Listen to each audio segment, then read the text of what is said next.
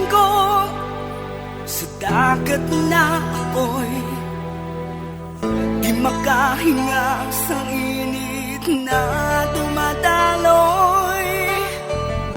Ialay mo ang bagong pag-asa sa tulad kong nasadlak sa pagkakasala. Provincial Jail, kasaysayan sa mga tinugang ang inakabuhi, naging bahin sang Provincial Jail. Sa diin ang apat kapamusod sang pader, naging lulubngan sang ilang mga handom kag mga kalipay, nga naging saksi man sang ilang mga pag-antos, kag kabudlay kag paghinulsol.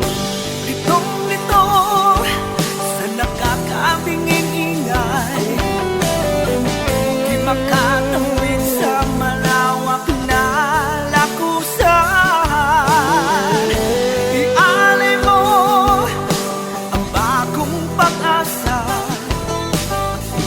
sa tulad kong nasadlak sa pagkakasala.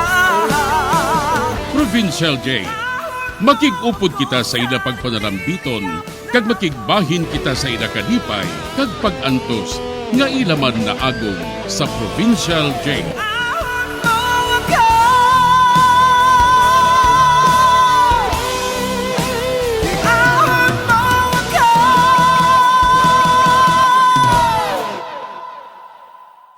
Bilang ko sa dagat na apoy, di makahinga sa init na dumadaloy. Ialay mo ang bagong pag-asa sa tulad kong nasadlak sa pagkakasala.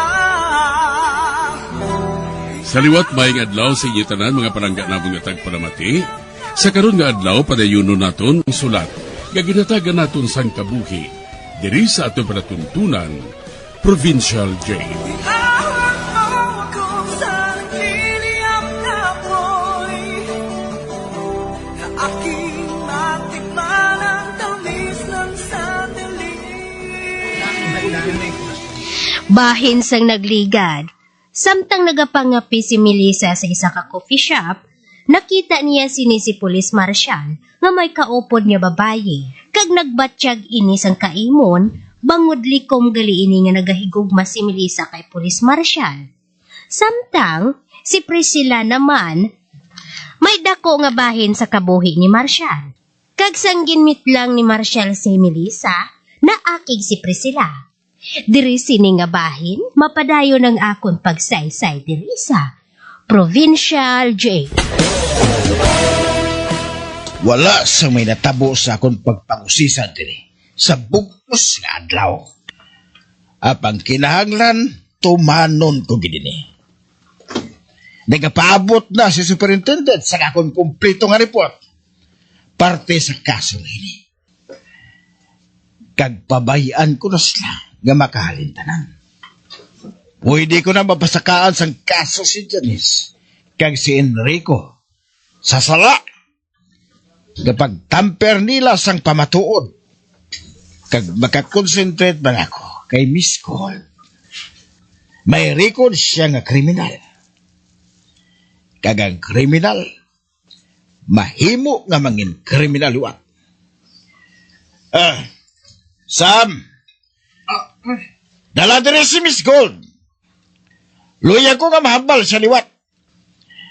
Kag sa tiyon nga ini, pat-oron ko nga mapilitan siya nga mag-ako. Nga siya ang nagpatay kay Andro. Sir, katuan ko ano si Enrico. Mapatudlo ako sa iya kung sa di niya kwarto nagsaylo si Miss Gold.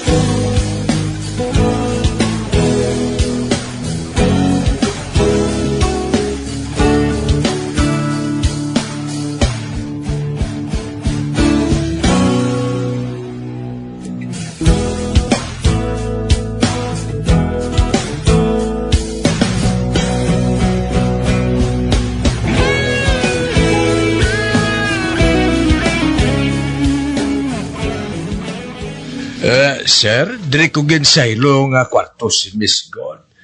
Dali lang sira kay buksan kong kwarto. Ay, bukas gali. Wala na lock. Miss God? Ba? Nagakatulog ba siya gali, oh?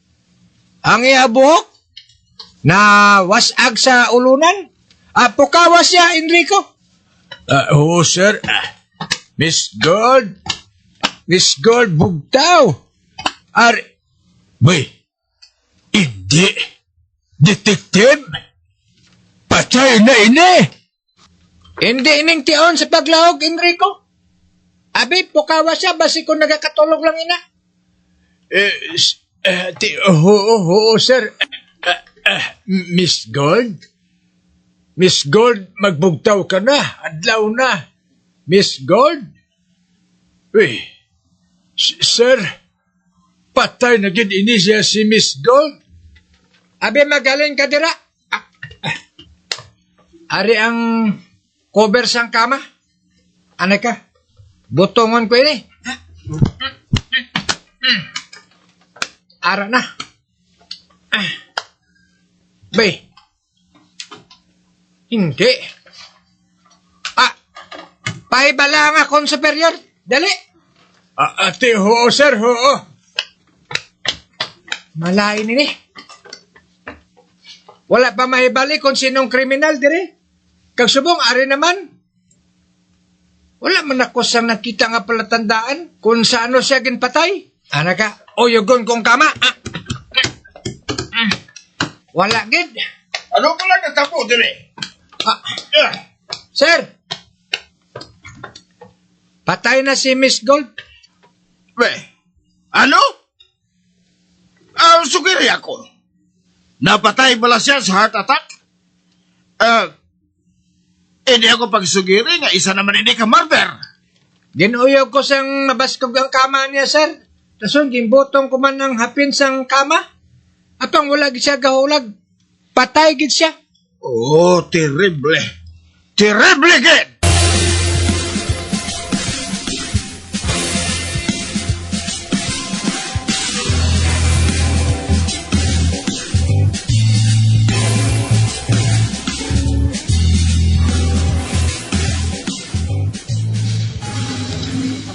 May na-interview na wala ka mo nga iba? Wala gid, sir. Sa makaibalo kami nga manug-abot ka na, nagpamatod kami nga maghulat. Ano ka gali? Di na si Marshall. Di na si Police Marshall. Nagbalik na siya sa police station, sir. Nga! May kinakubiran wala siya dre? Kilala niya mga tao dre. Pabalikan siya dayon dre. Yes, sir.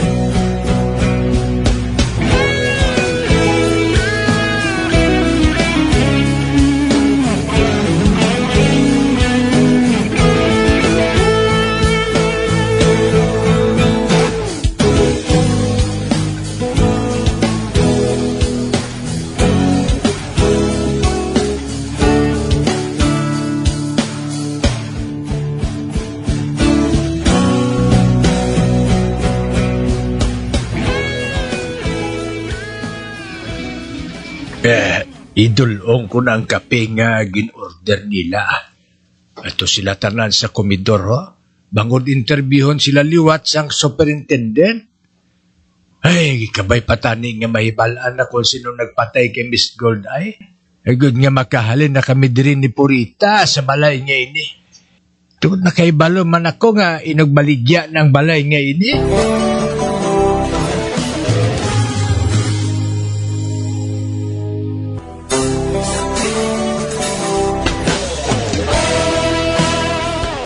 Amo na lang ang kakibot ni Enrico kag sa mga detektive sang masapuan na lang nila si Miss Gold nga patay na ini sa iya hunot. Kag bisan ang mga pulis wala sang nakita nga palatandaan sang hinali niya nga kamatayon.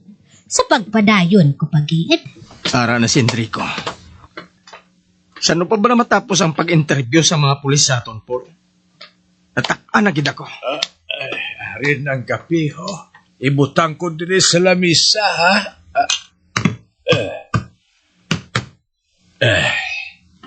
Sa pagbanta ko, nahibalaan na sa pulis kung sino nagpatay kay Miss Gold. Ha? Sino? May ideya na sila eh. Si Bangkaya. Sino ka bang kaya? Ang kabulig nga nag-aistar dira sa ibabaw sa kwadra. May dako siyang rason sa pagpatay kay Miss Gold. Apang nangapat yun ni Bangkaya si Papa Andrew. Nagadumot kay Mr. Andro. Si Bangkaya nga ina, bangod. Ginhimuan siya ni Sir Andro sang masakit nga lahog. Ano nga nahog? Manugbata sadto ang asawa ni Bangkaya. Dala nila sa ospital ang iya asawa. Apang wala gintugti ni Mr. Andro si Bangkaya nga magbantay sa ospital. Bangod madamo sang ulubrahon dire sa mansyon. Sang nagbata ng iya asawa, nalipay gid si Bangkaya kay makita na niyang iya anak. Gintukis niyang habol nga nagatabon sa bata. Kag amo na lang ang iya kakulba sang makita niya nga hindi bata ang natabunan sa habol, kundi isa ka amo. Nakibot man ang asawa ni Bangkaya. Kani nadulaan ini sang animo, kag natumba ini, kag ang ulo nakatupagid sa matigang butang. Kani nalipong ini, kag nakaangkon sang halit ang iya utok. Ginpasulod niya ang iya asawa sa ospital. Kag si Bangkaya naman, ginhandom niya nga patyon si Mr. Andro. Apang dako nga kwarta ang ginhatag ni Mr. Andro bilang bayad sa mga lahog nga ginbuhat niya sa kay Bangkaya. Kag hindi lang ina. Isa ka adlaw, nakabugtaw na lang si Bangkaya nga may lalaki nga ginahulid ang iya asawa. Gali kay ang lalaki nga to isa lang kadami. Kag daw nagbuang liwat ng asawa ni Bangkaya, apang si Mr. Andro yan nagatuwad-tuwad ginsang tubag nga kadlaw sa higan. Kag liwat, nagbayad naman sang dako nga kwarta si Mr. Andro sa halit nga ginhatag niya sa mag-asawa. Amo man lang gali na. Ang iya kabulig, among may dako nga rason agad niya patyo ng iya galon. Hindi kay kita among ginatari-tari sang usisa sa mga pulis nga ina. Pero nagasige gihapon sa pagserbisyo ang mag-asawa nga ina kay Mr. Andro. Madamo na sila sang kwarta ginbayad ni Andro. Kung tani naghalin na lang sila, nakalikaw pa sila sang lahog ni Mr. Andro. Isa pa, wala sila nagabayad sa renta. Kag libre sila tanan. Amo na gani nga nagpabilin sila. Kay ti wala man kuno ginapamulot ang kwarta. Sustiniro na lang nila ang mga lahog ni Mr. Andro.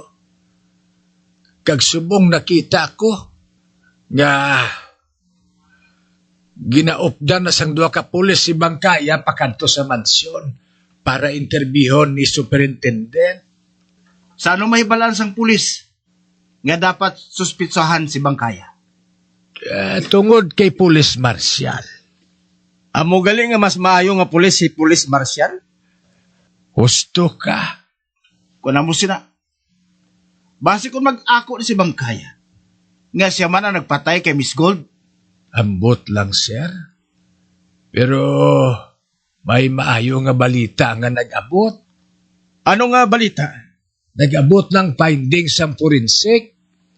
Si Miss Gold napatay sa kalalangan sa pag-inom sang bulong nga pangpatulog. Na overdose kuno siya.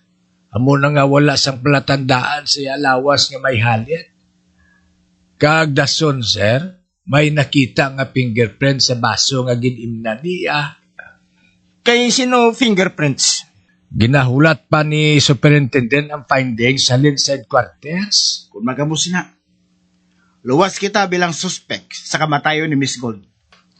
kag wala na sa rason ang mga pulis nga punggan kita sa paghalin diri. Kay kung hindi, makuha ako sang abogado nga mong magpangita sang pagi. Agod hindi kita mapriso diri. Tob-tob matapos ang pagpangusisa sang nagakatabo nga murder diri.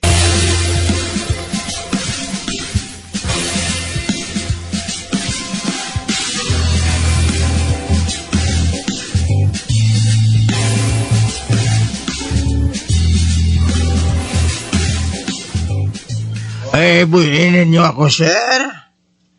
Ha? Ba't nga patay na si Miss Gold sa overdose ang sleeping pills? Pag wala ko isang labot da, sulugoon lang ko diri, ha? Makasaka lang ko diya kung tawgon ako ni Sir Andrew. Okay. Magkahalin ka na. Apang hindi ka magpalayo, ha? Kay mahimo nga ipatawag kaliwat. Ate, oo, sir. Thank you, sir. Amo na ko, Nakita na ba lang daming ina? Nakita na. Pero anong labot sina sa kamatayon ni Mr. Andrew? Kung sino ang nagpatay kay Sir Andrew, may dumot siya nga dako kayo. Dako nga pwede magpatay sa iya. Kung masulbar na nato ng unang murder, masulbar man naton ang kamatayon ni Miss Gold. Kinanglan nga masulbar gid nato ng unang murder para makaibalo kita sang rason kung nga agin patay man si Miss Gold. May punto ka, Pulis Marshal. Bueno, tipuno naton sila liwat kag usisaw. Kung sino ang may dako nga dumot, agod patyon si Mr. Andrew kag si Miss Gold.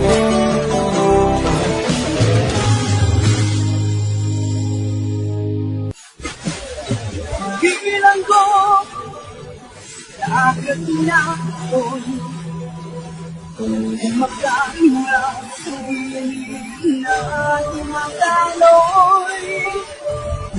Alay mo akong pagkasa natunod sa pagkakasaya. Magagyan sa nagigilit sa pagpabati, ang mga kasugpunsang sulat ng aton man ginatagan sa kabuhi, diri sa aton katuntunan, probinsya ko. Kag kami diri sa gayapon walang ginikatin pa sa pagpaganda sa inyo. Gapon kabuman may kasaysayan, itadala lang diri sa aton katuntunan, Provincial Day, DYWB, Combo Radio, Bandalagan, Bagsan Bakulo, sa direksyon ni Melvin Gatuslao.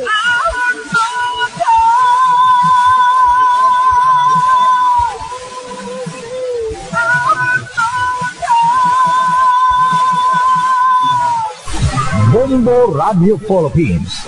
Patuloy na #1 sa drama. Pa Radio Bombo!